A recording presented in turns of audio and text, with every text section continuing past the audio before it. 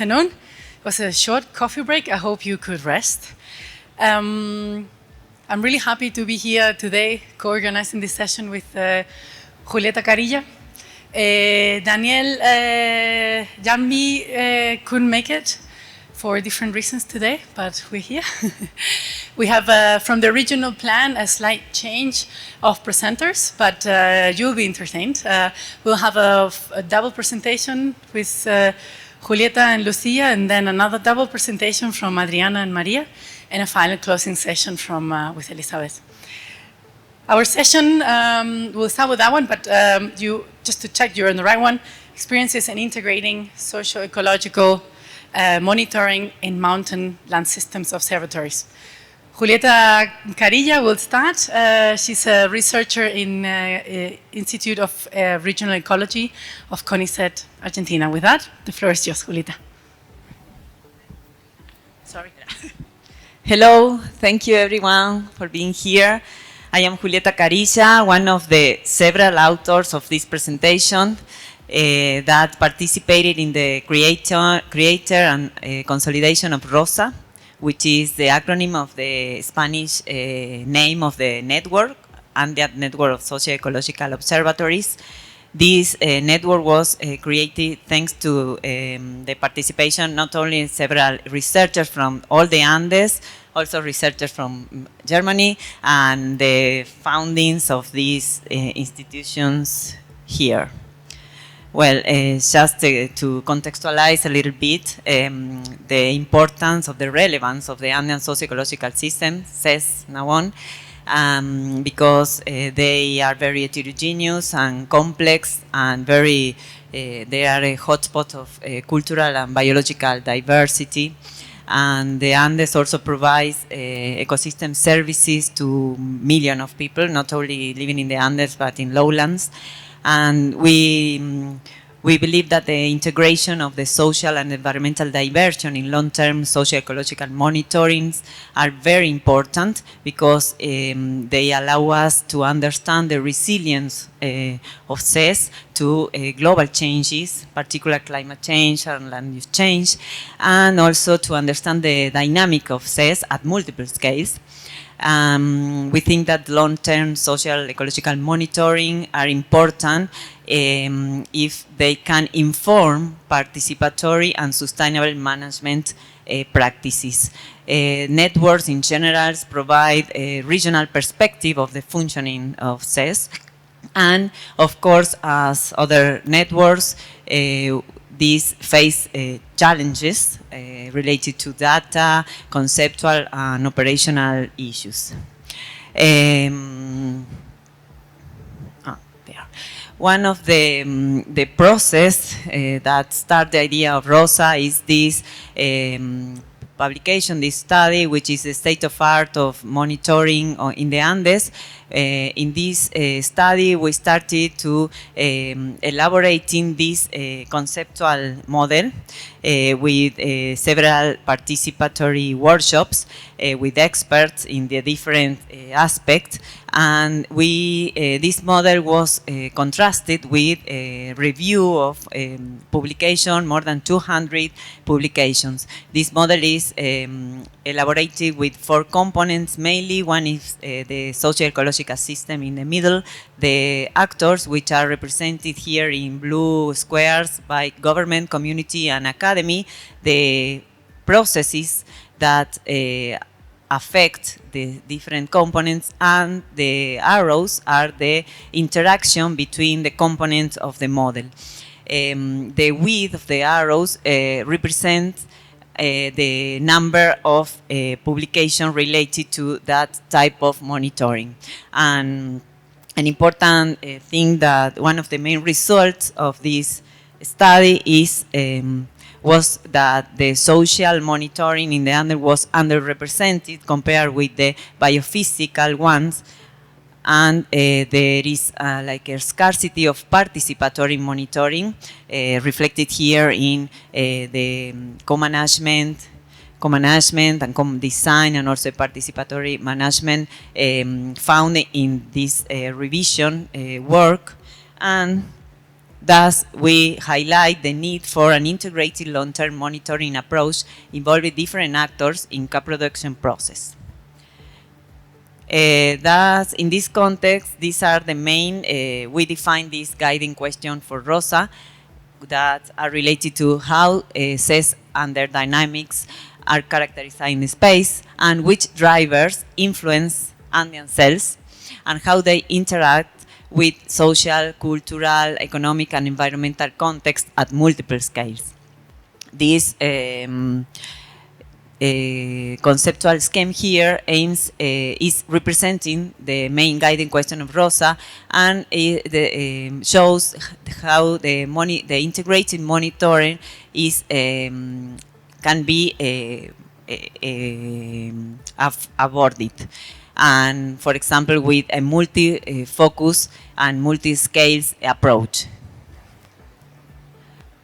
We define three main objectives for ROSA. The first one is related to the integration and systematization of monitoring efforts across the Andes in a network of nodal observatories, defining nodal observatories as monitoring sites where the social and the environmental variables are collected regularly and where multiple actors participate, and where monitoring is integrated into a broader framework of governance and sustainable land management. The second objective is related to the policy impact, meaning that we aim to connect the knowledge derived from this monitoring to the decision-making process. And the third is to foster South-South cooperation among the Andean countries. This is how ROSA is organized at the moment, mainly with this bottom-up approach, which means the consolidation of the initiatives that are existing now into nodal observatories, which is in the base of this triangle, and then in the middle and long term, the idea is to elaborate standardized protocols and common conceptual frameworks to get into a co-production process to inform decision makers situations. And ROSA is developed by a team of researchers, mainly, which has a steering committee and an advisory board. And this group of researchers and other specialists will or interact with other actors involved in the monitoring process. At the moment, ROSA has 8 observatories in the 7 Andean countries, involve 25 researchers from 14 institutions, and we identify about more than 50 monitoring initiatives that are categorized in biota, climate and hydrology, social process, and social nature interactions.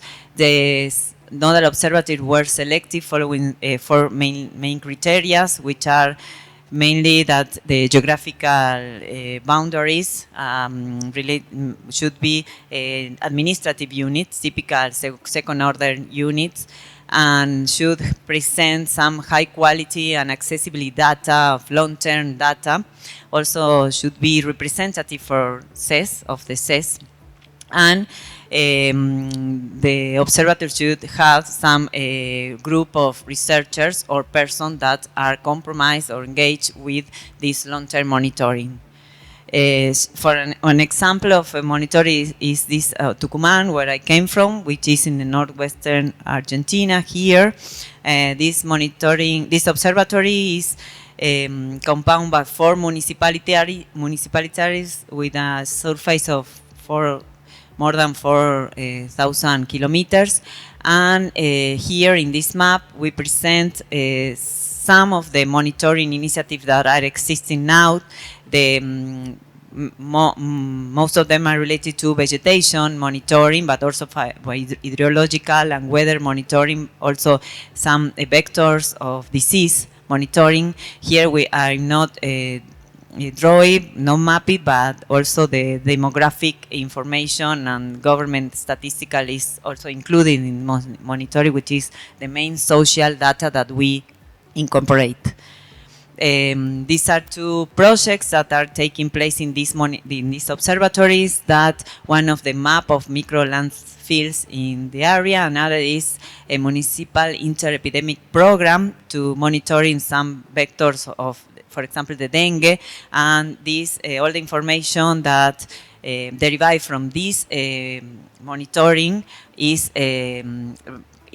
connected to the government and decision maker process. And we did an exploration or an approach how to integrate all this information at different scales and data from different sources. And we started with these causal diagrams or concept with this following this graph theory, where we draw here for example, these 4 ecosystem services and all the variables that can influence these ecosystem services. This is conceptual, it's not parametricized, but starting with this information, we can define the most important variables to parametricize them.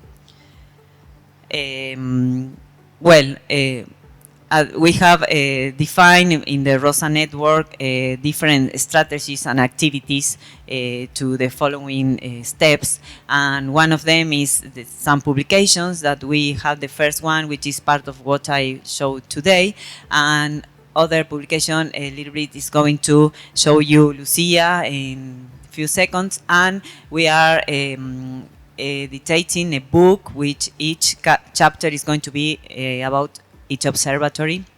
And then we already have this web page of ROSA.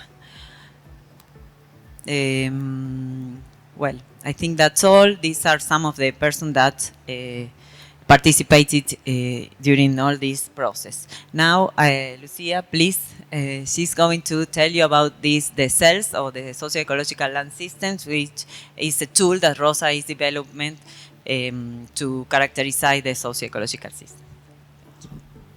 Gracias.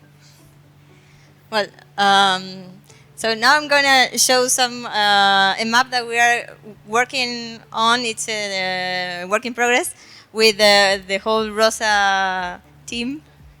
And what are social ecological land systems? So the whole purpose of, we're trying to map regions that have similar profiles in terms of some biophysical and social characteristics, identifying territories that might behave in similar ways, or we can have similar patterns there. And the purpose of doing that for the ROSA initiative, first of all, this was developed in a previous work that we created a social ecological land systems maps for South America. And it was the precursor of this, over there. It's working funny, but maybe I'm not pressing right. So the ROSA network considered it was useful to have a cells map for the Andes, so they can differentiate different regions within the Andes and understand whether the observatories are capturing the whole diversity that you can find there. So we started developing a social ecological land system maps specific for the Andes, which is nested within this continental cells map. So this will help us organize better an integrated network of observatories on one hand, provides a spatial framework to contextualize the observations you are taking within each of the observatories, allow to associate the data taken in each observatory to a larger area, and help identify underrepresented areas where we should go and try to establish other observatories. So as I said, this is an ongoing work, so don't pay that much attention to the map. This will change in a few months. And But this was a preliminary map we already developed. The cells process is an iterative, the cells mapping process is a very iterative process and relies on a hybrid methodology. We will see that in the next slide. I think in the next slide, wait. Yes, I needed to double check that, sorry. And so some of the cells that were identified for the South American map were not represented in the Andes score. So the first step, we checked only those cells that were included within the region that is interest for the ROSA network. So, and then on those regions, we develop a subdivision of the cells, or we are in the way of developing a subdivision of the cells, which we call subcells for the Andes. And now, yes, the methodology. We follow a hybrid methodology that has a data-driven component and an expert knowledge component. In this case, the expert knowledge is the ROSA network. So we are relying on the information that all the observatories have, and also the knowledge in the people that integrate those observatories. They are guiding us in the process of selecting the variables that are important to identify and differentiate the cells.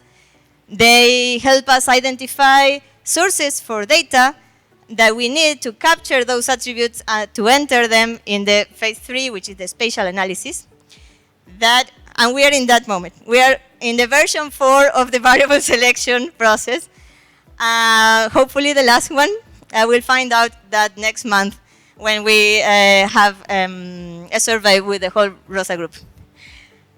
And if we are successful there, then we will produce maps. Those maps will also go again to the ROSA network so they can check whether they represent accurately what they understand for the territory. Because the data-driven aspect of the methodology is very important, allows for reproducibility, and but it has a limitation.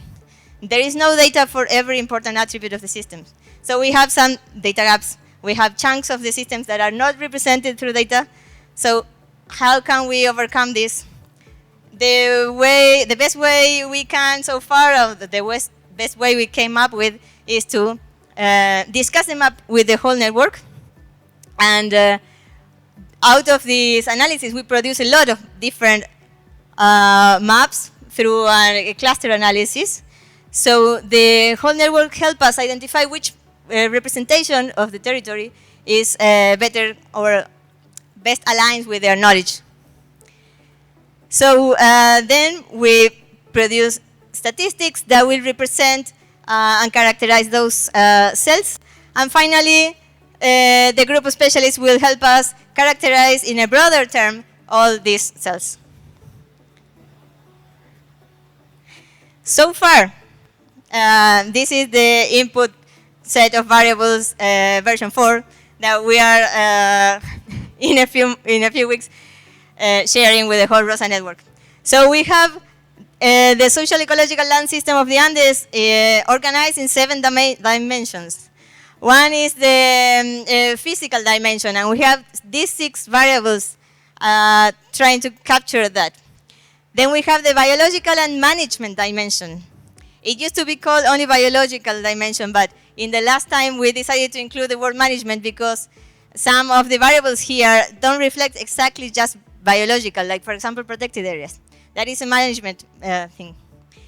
Then we have land cover, 7 layers of land cover. Demographic aspect, 6 variables reflecting the demographic aspects. Economic aspects, 6 variables again reflecting the economic aspect. And cultural. Unfortunately, that is the least represented aspect of dimension, but it's the most difficult one to gather data in the format we need it. So we will have to rely on our group of specialists to include that somehow through this map selection. And thank you. And that's the moment we are right now.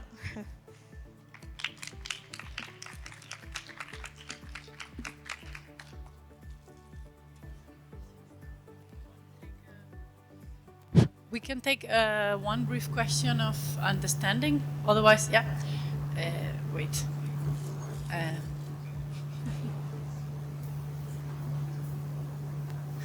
Thanks. Hello, everybody. I have a question for you, Lucia, especially about the cells and your last slide with all the variables for the different themes: cultural, biophysical, economic, blah, blah, blah. More of a technical question. For the biophysical realm of the cells, there was different land covers, like shrubland, forest, grassland, etc., etc., and covering, by presumption, the whole continent. And I was just curious, do all those land covers cover the whole continent? Are they all from the same data set, maybe map biomass? Or because I know map biomass doesn't cover the whole continent, and then other data sets would be various disparate data sets that might pertain to one of those themes or the other, like grassland from one data or forest from the other data. So is it an amalgam of different data sets, or one data set with different themes, or what? A salad from all of...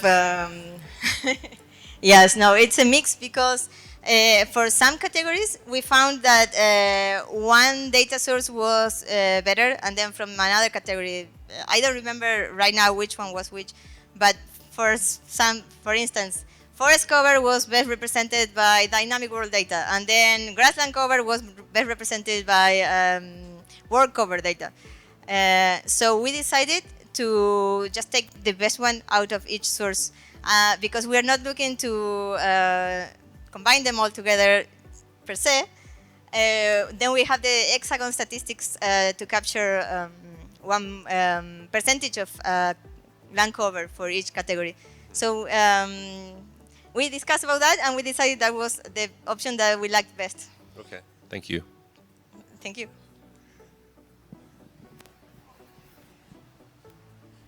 Thanks. Okay, I hope we will have time for a longer discussion at the end, but we can move forward with our next double presentation. Maria Perovoshikova would start from, she's a researcher in Colegio de México, and she will be followed by Adriana, I miss your surname, I'm sorry, may I see it? Saldaña. Gracias. Adriana Saldaña, working in comunidad con los ecosistemas, Grupo Ciudadano. The floor is yours. Thanks. Hello, I will speak in Spanish with slides in English. Hola a todos. Compartimos con Red Rosa varios espacios, ya nos habíamos coincidido, y compartimos marco analítico de sistemas socioecológicos. De hecho, tuvimos una sesión antes, ¿no? También quería agradecer esta invitación, y ya que adelantaron el marco analítico de sistemas socioecológicos, quería agregar una pequeña cosita. Que para estudio de sistemas socioecológicos, que son territorios para nosotros, con toda su complejidad, viene una más. Cómo podemos agregar una perspectiva intertransdisciplinaria para su estudio, ¿no? Y es sumamente importante. Entonces, esto es lo que ahorita venimos a presentar en el sentido para poder platicar sobre potencial de monitoreo comunitario participativo y cómo puede ser integrado a las temáticas socioecológicas, ¿no? Bueno, entonces, nada más dos cositas aquí en esta lámina, que este monitoreo participativo tiene raíces en ciencia ciudadana y tiene mucho potencial porque es una cuestión voluntaria para poder captar datos como ecológicos, así también socioeconómicos, ¿no? Y bueno, tiene también un alto potencial para decisiones, para toma de decisiones a distintos niveles, incluso desde nivel local de los mismos actores de quién es la tierra, también hasta nivel de política pública, por ejemplo, ambiental, ¿no? También para generar estrategias territoriales y como cuestiones de investigación, obviamente, ¿no? Hay muchas experiencias. Nosotros también teníamos una experiencia a través de este estudio. Como podemos observar, se observan diferentes cuestiones ambientales, lo que a nosotros nos había llamado atención desde 2015 más o menos es observación del agua.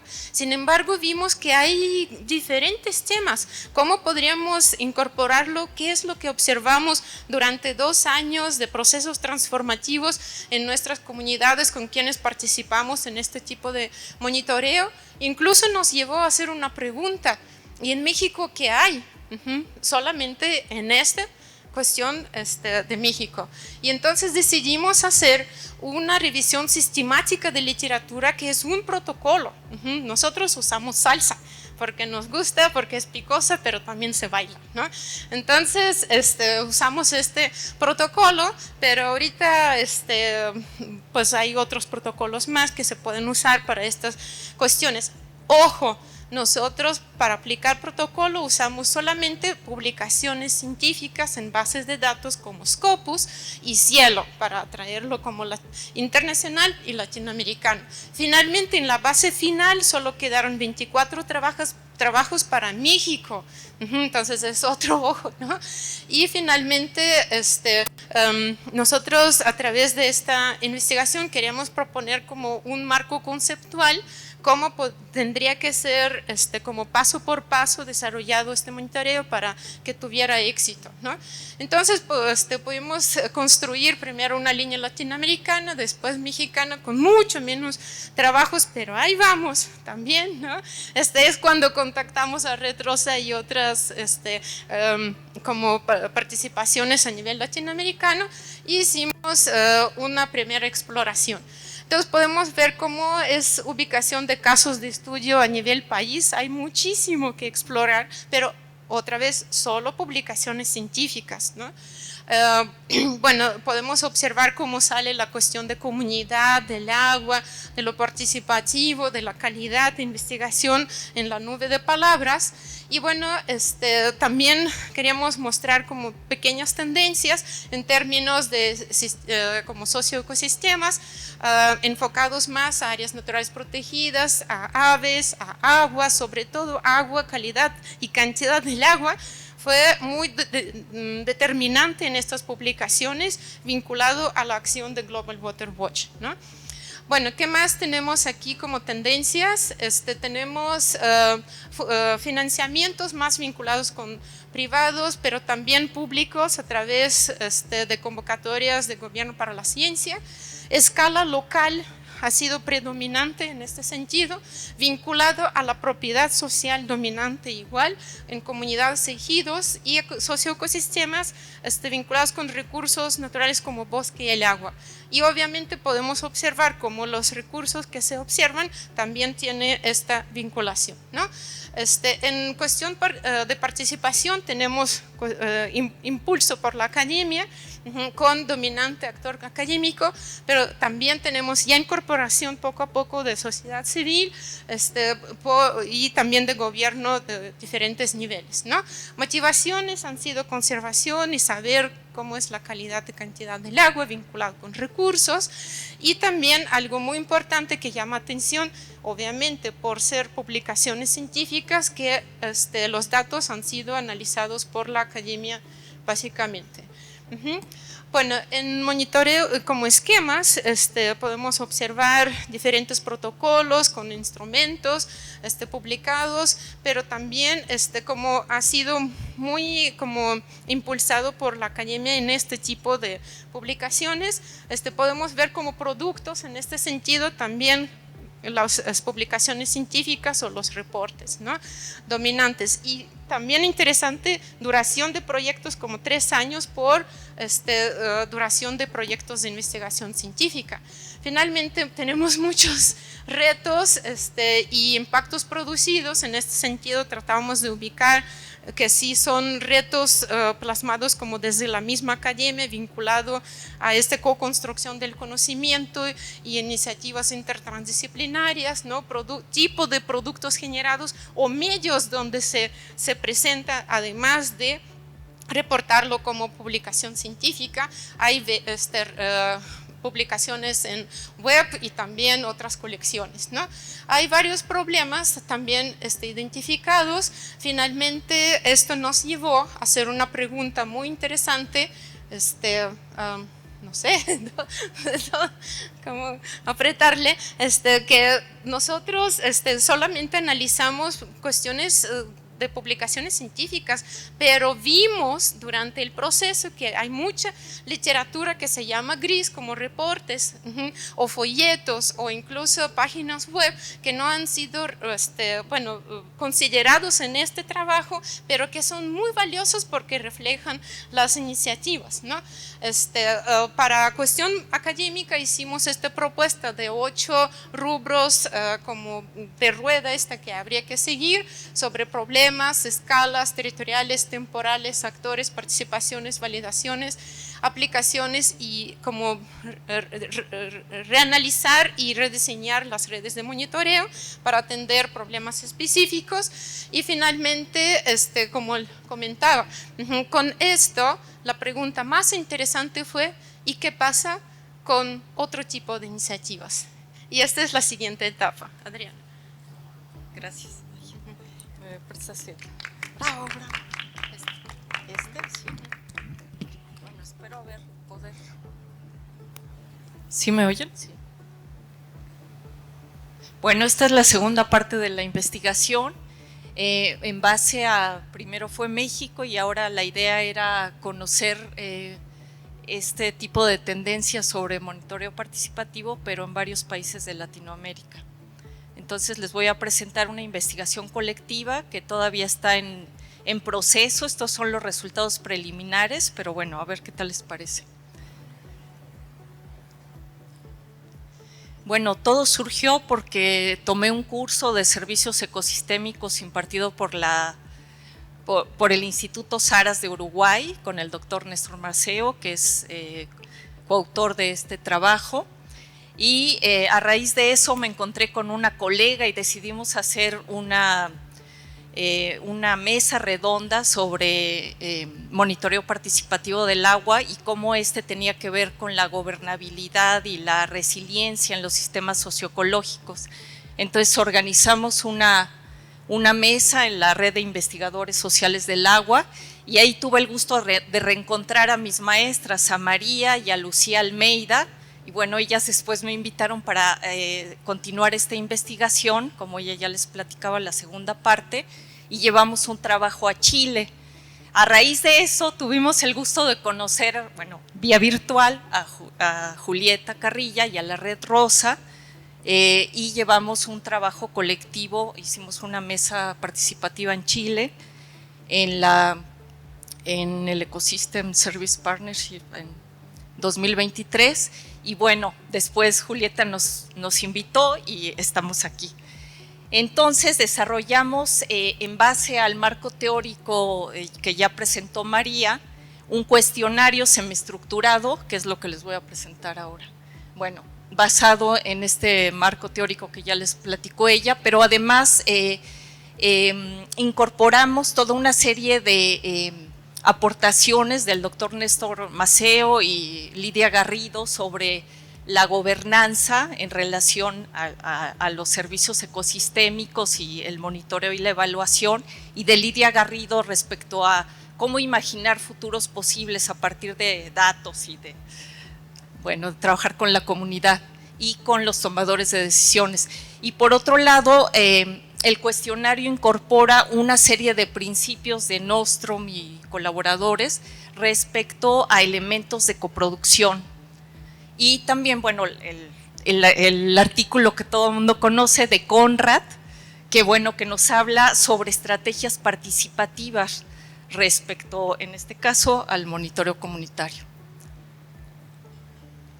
Y bueno, entonces el reto era contactar a distintas iniciativas de monitoreo participativo socioecológico que trabajaran en Latinoamérica, pero concentrándonos en aquellos que no tuvieran publicación, ¿no? Más bien ir hacia las ONGs, hacia los tomadores de decisiones, ONGs que trabajaban con comunidades, gobiernos que trabajaban con comunidades, y bueno, observar lo que ya les comentaba de las estrategias participativas y también de elementos de coproducción, y en base a estos criterios que también, bueno, retomando la propuesta de María y Lucía Almeida.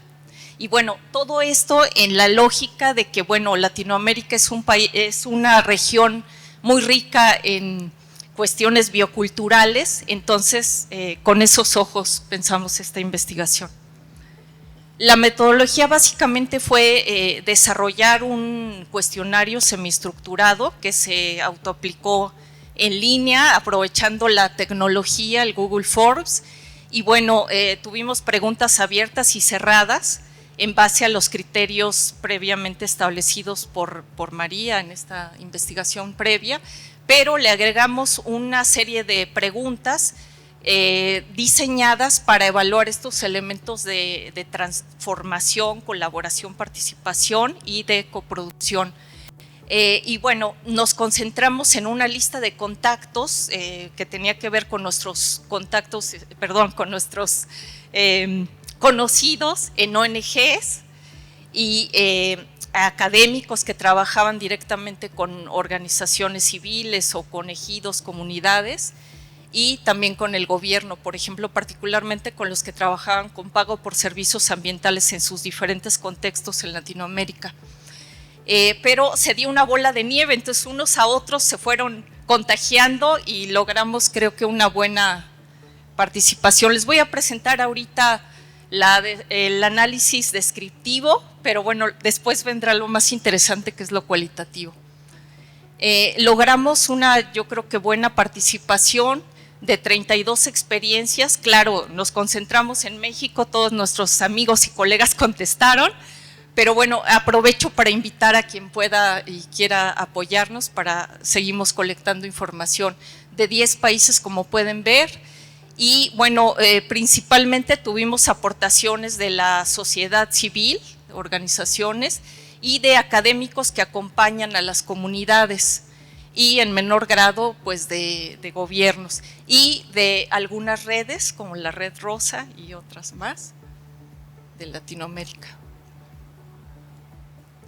Bueno, no los voy a aburrir demasiado con las gráficas, pero algo interesante aquí es que la motivación del monitoreo tenía que ver mucho, principalmente sobre cómo utilizar los recursos y los servicios ecosistémicos, o sea, más orientado hacia el manejo, hacia estrategias de conservación, pero de acuerdo a objetivos que las comunidades tuvieran, ¿no? Muy orientado a eso, a servir a la planificación comunitaria.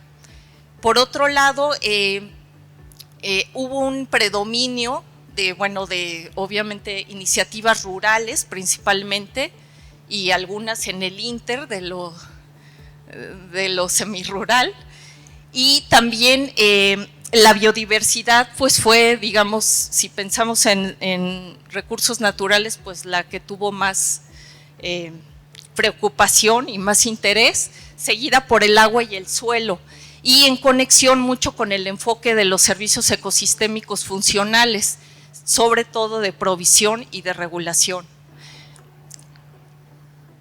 Y bueno, la escala territorial, como ya les decía, sobre todo en lo local y después lo regional, y observamos que la mayor parte de las experiencias que pudimos documentar pues iniciaron las menos en 2005, pero tenemos un boom que empezó ahí por el 2018 hasta la fecha, de iniciativas las menos pues de largo plazo, la mayoría de corto, de un año, pero como un promedio de 4 años, y tenemos la cuarta parte de las iniciativas sin continuidad, o sea, ya son proyectos que acabaron, pero un buen número, yo considero, pues reportaron que están planeando llevarlo a largo plazo. Por otro lado, los actores que tuvieron que ver con esta investigación, pues los que participaron principalmente eran representantes de las comunidades que trabajaban en combinación con la academia, con la sociedad civil o con el gobierno. Asimismo, los actores que realizaban el monitoreo pues son ejidos, comunidades, grupos ciudadanos en territorio, y fue interesante que el diseño del monitoreo, contrario a lo anterior, pues particularmente fue casi siempre hecho por la academia, ¿no? Sin embargo, con el acompañamiento de las comunidades, ¿no? Y de los grupos ciudadanos territoriales. Y también en términos de financiamiento se repite ese modelo, ¿no? Financiado por el gobierno, luego por la academia, y ahí hay una parte, yo creo que las mismas comunidades a veces no valoran todo lo que aportan, muchas veces todo se monetariza, ¿no? Y pues finalmente ellos con tequio, con faenas, realmente hacen lo que es lo pesado del monitoreo, que es llevarlo a cabo, ¿no? Y estar monitoreando los recursos, los servicios ecosistémicos, etc. Entonces ahí es una cuestión, yo creo que de punto de vista para evaluar. Bueno, respecto a esto que nos interesaba mucho, que era ver cómo se comportaban las experiencias, cómo empezaban, en qué nivel de, digamos, de estrategia de organización, y si lograban avanzar hacia el punto máximo que sería la transformación, o sea, a partir del esquema funcional, instrumental, donde realmente solo se entrena a la gente para que saque datos, hasta el transformativo, donde quienes están a cargo del monitoreo usan los datos y toman decisiones, pues son las comunidades o los grupos de territorio. Entonces, si bien muchas estrategias, muchas iniciativas no se modificaron, empezaron siendo funcionales y así terminaron, la mayoría avanzó en distintos grados hacia la participación, la colaboración, y tienen otros elementos ya transformativos. Sin embargo, esto fue lo que ellos contestaron, pero nosotros al revisar las respuestas abiertas o cualitativas de la encuesta, encontramos muchos otros elementos que hablan de coproducción, ¿no? Entonces es interesante que podemos ir avanzando hacia reconocer que si bien estas iniciativas pues más bien están aplicando en el territorio, ¿no? Están resolviendo cosas en el territorio, están tomando decisiones con los datos, la mayoría no ha tenido tiempo de escribir algo, ¿no? Ya sea de literatura científica o de literatura gris, pero los datos están al servicio de la planificación territorial. Entonces eso abre, yo creo que una ventana de oportunidad muy interesante en términos de investigación, de sistematizar los casos en sí mismos y también de ensayar nuevos modelos colaborativos, ¿no? Lo que se hablaba en la mañana me encantó, ¿no? Da pie a todo esto, o sea, ¿cómo le hacemos para que la información de la academia, de las ONGs, pero sobre todo con las comunidades, nos ayude a generar esquemas de colaboración más horizontales y que de verdad cambien la realidad, ¿no? Entonces, bueno, eso es algo también de lo que nuestros encuestados reconocieron, ¿no? Cómo transitamos a la transdisciplina. Primero resolver la la multi y luego la transdisciplina. Bueno, listo, gracias.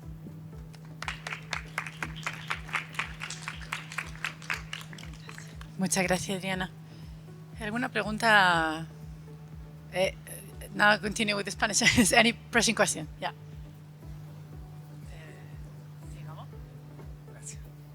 Bueno, muchas gracias. Quería preguntarte un poquito de qué es lo que se monitorea.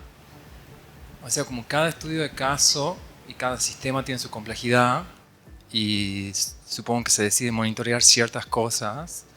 en un desierto capaz que es el agua, en otro lugar otra cosa. Sí. Y a la vez, a la hora de pensar en redes, supongo que también la idea es comparar las mismas cosas en distintos lugares. Estaba como curioso eso, cómo se decide qué monitorear, ¿no? Pues eso está interesante porque ahora sí que hablamos con cada actor, ¿no? Y cada actor pues tenía diferentes motivaciones para monitorear lo que le interesaba. Hubo pues gran parte de los casos hacia lo forestal, pero lo forestal desde el punto de vista más ecosistémico, ¿no? El bosque con sus especies, con el agua, con las fuentes de agua, ¿no? A veces los grupos en territorio tienen una visión más holística, ¿no? Entonces ellos conectan todo. Si bien de pronto hacen la conexión con algún académico, piden ayuda a una ONG y a lo mejor esa ONG trae una metodología como Global Water Watch, ¿no? Que es especialista en el tema del agua, pero ellos conectan, ¿no? Lo demás. En términos de redes, por ejemplo, pues eran múltiples recursos, ¿no? Pues ahorita ya escuchamos a la red ROSA. Entonces, más bien pues depende de la necesidad local y del interés para tomar decisiones de planificación comunitaria, ¿no? Eso podría decir, no sé si contesté. Gracias por la pregunta. Thanks. Then we will have our final speaker today, Elizabeth Huber, from Instituto Potosino de Investigaciones y Tecnología. The floor is yours. Can we, yeah, presentation.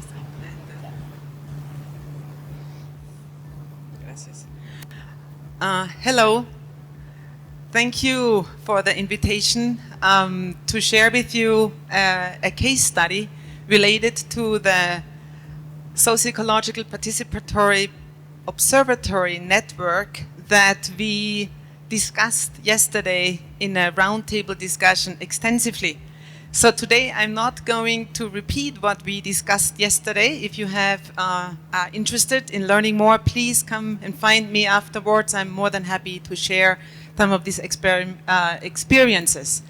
Today I would like to acknowledge PhD studies from my students, and it's unfortunate that I cannot really replace them, but I still would like to share their vision and their experience with respect to this collaborative evaluation of rangeland health, sharing experiences of the Dryland Socio-ecological Observatory. How did this all start, this observatory? In 2017, there was a program from CONACYT to launch networks, and we launched the International Network on Dryland Sustainability. As you notice, there is not much research going on in drylands overall, and not so much either in Mexico. So we tried to join efforts between different research institutions and other stakeholders, NGOs, government, indigenous communities. And so in May 2017, you see here the big group, we came together for the first time and we managed to jointly develop our operational and conceptual framework, which has 4 different axes. As you can see here, the first one is that we work only transdisciplinary, meaning that we form multi-stakeholder partnerships and we work at a small scale with learning communities. Next, we never only look at the biophysical or at the human dimension. We always look at the system in a very integrated way. We try not to separate disciplines. We try with this observatory, or with this network, to erase borders in all kinds of senses, which is a huge challenge. That challenge is related to this intercultural dialogue. When we start working with other stakeholders and consider different knowledge systems and value systems and norms and rules, we have to make a great effort into how we communicate with our collaborators. And so this intercultural dialogue takes a lot of time, but it forms this what we call transformative space. And finally, once we have come to consensus that we really want to work together, and not as having our science agenda or having the government policies implemented, but we want to look for novel ways of collaboration. And so participatory governance is a big dimension, axis in this network to reach social innovation.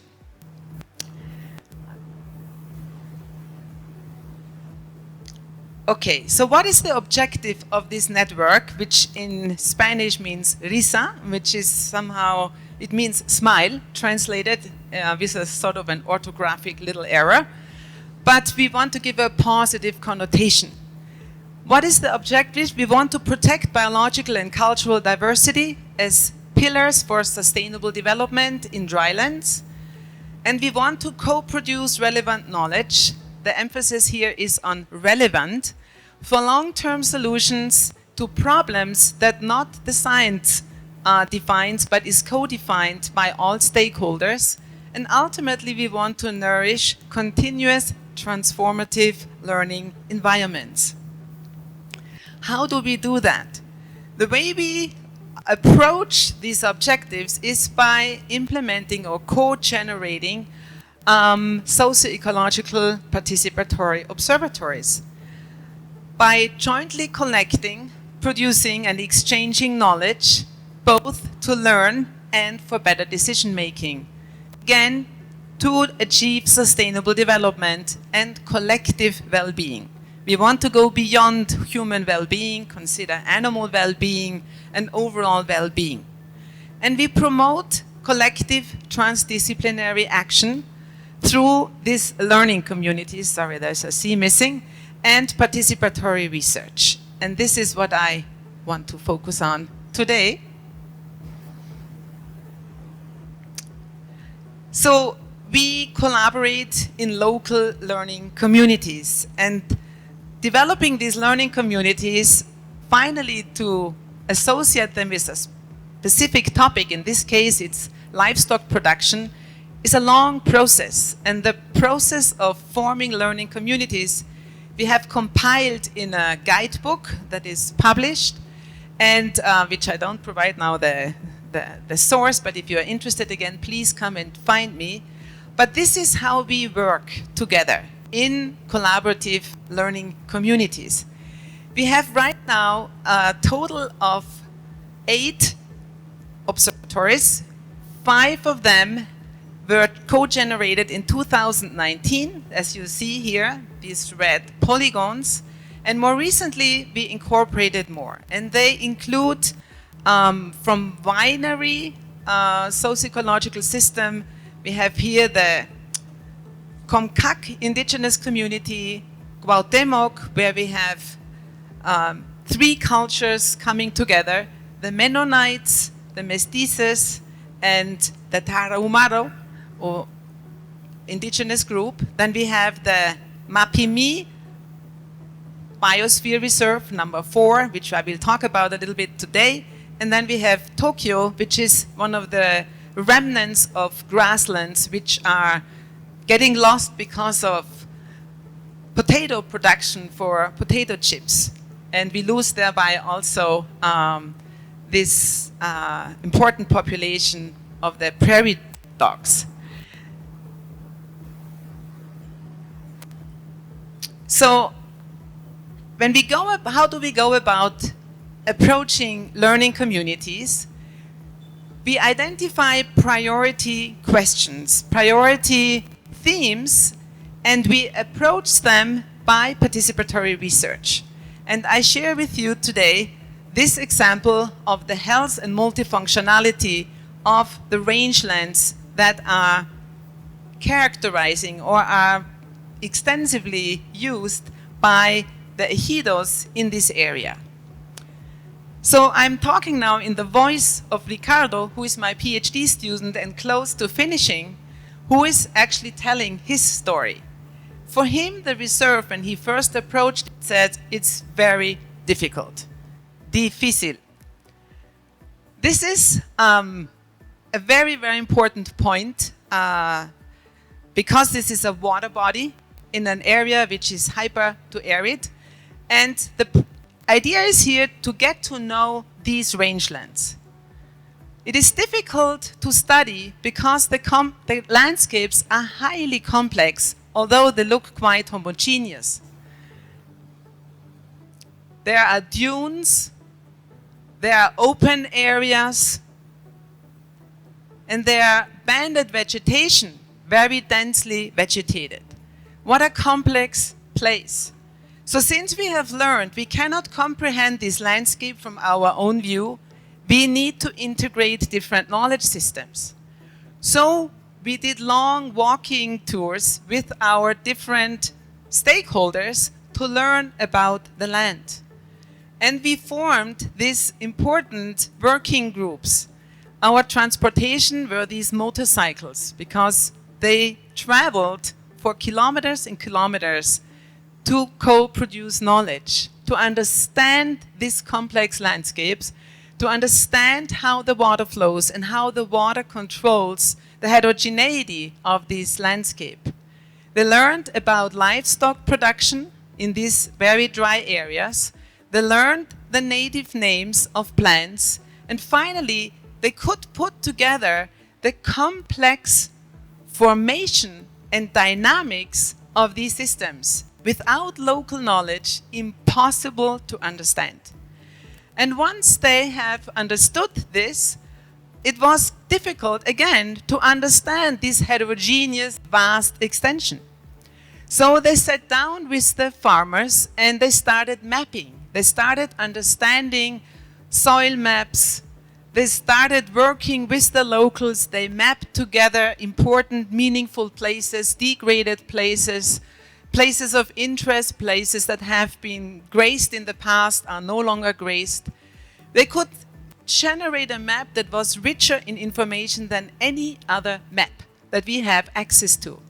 So it is difficult to explain, so we need to understand the long socio-ecological history. And they finally co-defined indicators together, and this is what the product is ultimately, that these learning communities that are in action have a participatory co-generation of an integral multifunctional index. So they started sampling soils, vegetation, simulated rainfalls, and ultimately they have collected data jointly, tried to understand those data jointly, and they have this integrated rangeland multifunctionality index. So it is difficult not to enjoy this place. It is difficult to leave that place, and it's ultimately difficult not to miss that place. And the students that have been exposed to these participatory contexts really share this transformative experience of learning. And with that, I would like to finish and make a little advertisement of a brand new journal, Earth Stewardship, Wiley and a journal from the Ecological Society of America, where we accept not only scientific papers, but also poems, videos, whatever your creativity permits to share and promote Earth stewardship. Thank you. Thanks, Elizabeth. Well, get creative, I think. We run out a bit of time, but I think we can take one or two questions if they are there. Yes. The only doctoral student that we had was Lucia. Thanks. Yes, thank you very much. I was very interested in one of the sites that you mentioned for the long-term monitoring involving the indigenous communities and the Mennonites. And I wonder if you could comment on how that experience is going, just because I just can't imagine how those views of the world mix. Yes, actually, this is one of our success stories, because at the very beginning, the Mennonites, their philosophy of using land is very different from indigenous groups. It's like the opposite, you know. They are very nomadic in the sense that they go somewhere, exploit until the land is exploited, the water is exploited, and they move on.